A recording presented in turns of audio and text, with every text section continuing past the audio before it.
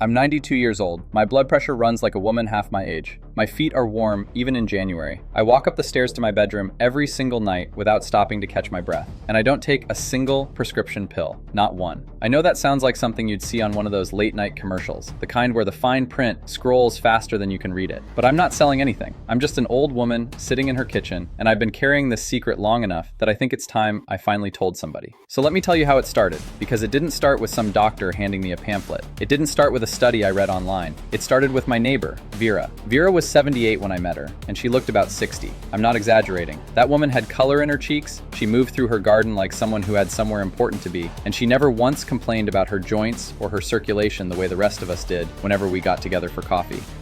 I used to watch her from my kitchen window sometimes, out there in the early morning, moving between her raised beds, and I'll be honest, I was a little jealous. I was 84 at the time, and I felt every single one of those years.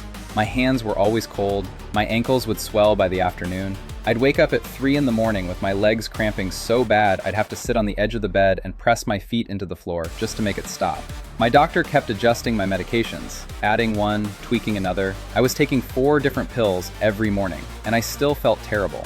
One afternoon, Vera came over to bring me some tomatoes from her garden.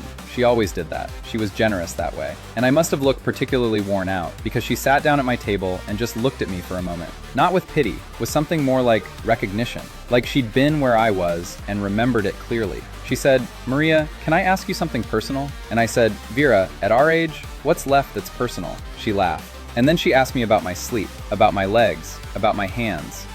And I told her everything. The cramps, the cold feet, the swelling, the way I'd stopped going to my daughter's house for Sunday dinner because the walk from the parking lot to her front door left me winded in a way that embarrassed me. Vera was quiet for a moment. Then she said, "I want to tell you about something. You're gonna think I'm a little crazy, but just hear me out." I told her I'd heard crazier things from people with medical degrees. She smiled at that, and then she told me about magnesium and flaxseed. Now, I want to be honest with you. My first reaction was not enthusiasm. My first reaction was something closer to polite skepticism. I've been to medical school. Well, no, I hadn't. But I've been a patient for 40 years, which sometimes feels like the same thing. And nobody, not one doctor in all those decades, had ever once mentioned magnesium to me in the context of circulation or blood pressure or leg cramps. They'd mentioned it in passing, sure. Eat your leafy greens, that kind of thing. But as a deliberate, intentional practice, something you do every night before bed? No, never. And I found that strange, honestly. I still find it strange.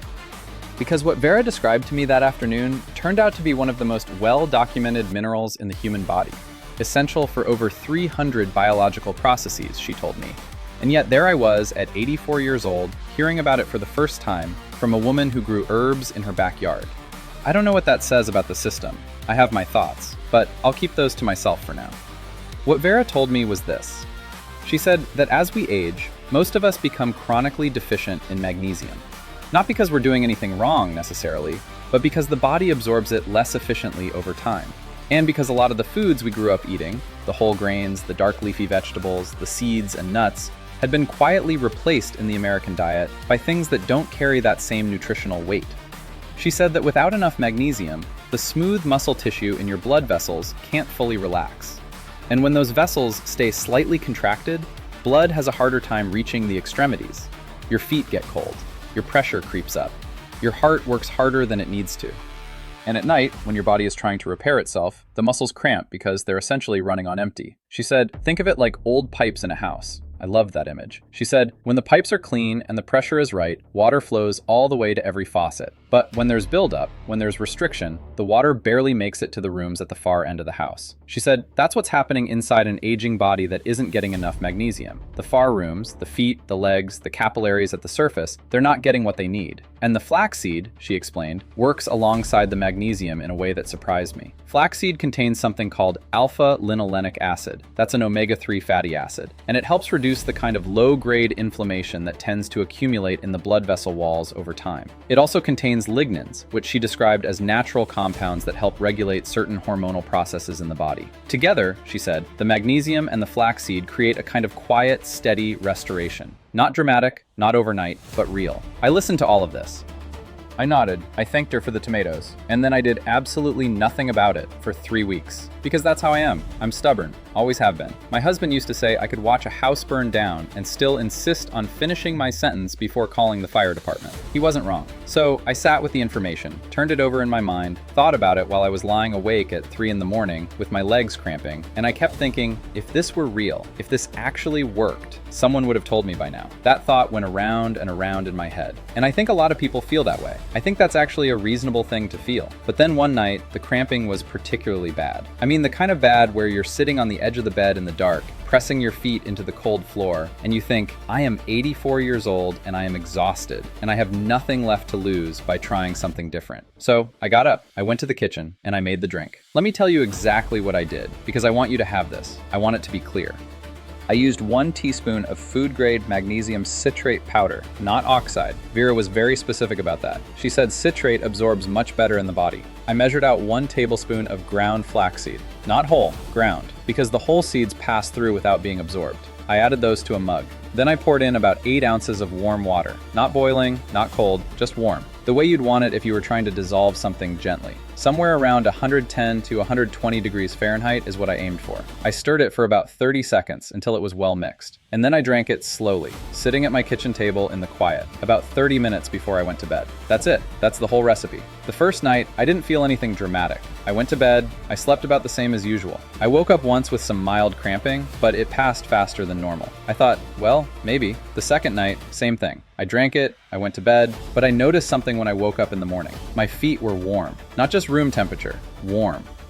The kind of warm they used to be when I was younger, and I'd wake up and just swing my legs out of bed without thinking about it. I lay there for a moment, and I pressed my feet together, and I thought, By the third day, I was sleeping through the night. I don't mean I slept perfectly. I'm 92 now, and I still get up once to use the bathroom. That's just life. But I mean, I wasn't waking up in pain. I wasn't sitting on the edge of the bed in the dark anymore. I was sleeping in a way that felt restful. And in the morning, I had something I can only describe as a kind of lightness in my legs. Not dramatic. Not like I'd been healed by a miracle. Just lighter. Like something that had been clenched had finally let go. By the 7th day, I called Vera. I said, Vera, I owe you an apology for waiting 3 weeks. She laughed and said, I know. I could see your kitchen light on at 3 in the morning. By the end of the first month, I had stopped taking 2 of my 4 medications. Not on my own, I went to my doctor and told him what I'd been doing and asked him to run the numbers. And he did, and the numbers had changed enough that he agreed to take me off those 2. He didn't ask many questions about why. He just said the blood pressure looked good and we'd monitor it. I found that interesting. I still find it interesting. He didn't ask what I'd changed. I told him anyway. That was 8 years ago. I've been drinking this every night since. I haven't missed more than a handful of nights in 8 years. And I want to be clear, I'm not saying this cured me of everything. I'm not saying I'm immune to aging or illness. I'm 92. I have my aches, I have my days, but I am off all my medications. My circulation is good enough that my doctor commented on it last spring and said, and I'm quoting him here, Maria, your vascular health is remarkable for someone your age. He said remarkable. I wrote it down because I wanted to remember it. And I keep thinking about all those years before Vera, all those years of cold feet and cramping and swelling and pills and feeling like my body was slowly closing in on itself. And I think about the fact that no one, not one doctor in all those years, ever said the word magnesium to me in a meaningful way. Ever said, let's look at what your body might be missing before we add another prescription. I'm not angry about it.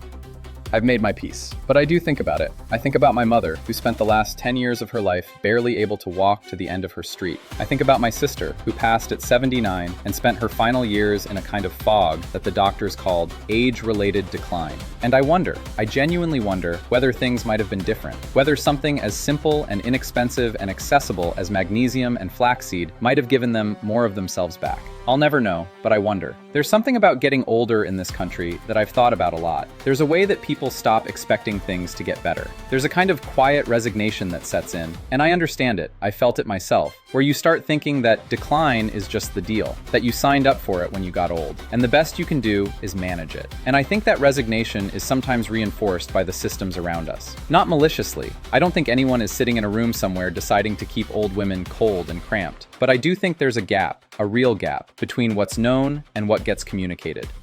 Between what the research says and what ends up in the conversation between a doctor and a patient. And I think that gap costs people. It cost me years. I don't want it to cost anyone else the same. So that's why I'm telling you this. Not to sell you anything, not to pretend I have all the answers. Just because I'm 92 and I've earned the right to say what I actually think. And what I actually think is that this helped me in a way that nothing else did, and that you deserve to know about it. The recipe one more time because I want it to be easy to remember. 1 teaspoon of magnesium citrate powder, 1 tablespoon of ground flaxseed, 8 ounces of warm water around 110 to 120 degrees. Stir well, drink it slowly about 30 minutes before bed. Give it at least 7 days before you decide whether it's doing anything. The first 3 days, you're mostly just introducing the minerals to your system. By day 7, if your body was running low, and most of us are, whether we know it or not, you'll feel something shift.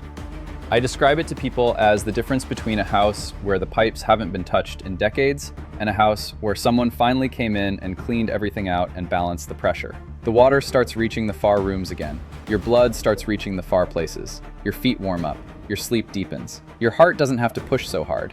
And in the morning, you wake up and you swing your legs out of bed like it's nothing. The way you did when you were young. The way you forgot you used to be able to do. I think about Vera a lot. She passed 4 years ago, at 82, still sharp, still gardening right up until the last season. I think she would have liked knowing that I've been telling her story to people. She was the kind of woman who believed that useful knowledge was meant to be shared, not hoarded. She used to say, "What good is knowing something if you keep it to yourself?" I've been keeping this to myself for too long. My daughter thinks I'm going to live to be 110. I tell her that's too long, that I'd run out of things to say. But honestly, some mornings, when I walk up those stairs without stopping, when I press my warm feet into the floor and feel the blood moving through me the way it's supposed to, some mornings I think maybe she's not entirely wrong. I wonder sometimes how many people are lying awake right now the way I used to lie awake. Cold feet, cramping legs, that particular 3 a.m. exhaustion that isn't really about being tired, it's about being worn down by something you can't name. I wonder if any of them have a neighbor like Vera. And if they don't, I wonder if maybe I can be that neighbor instead. That's all I wanted to say. That's the whole secret. It isn't dramatic, it isn't complicated, it's just something that works, that most people have never been told about, and that I think everyone deserves to know. I'm curious whether any of this sounds familiar to you. The cold feet, the nights that don't feel restful, the sense that your body is working harder than it should just to get through the day. I think more people know that feeling than ever talk about it out loud.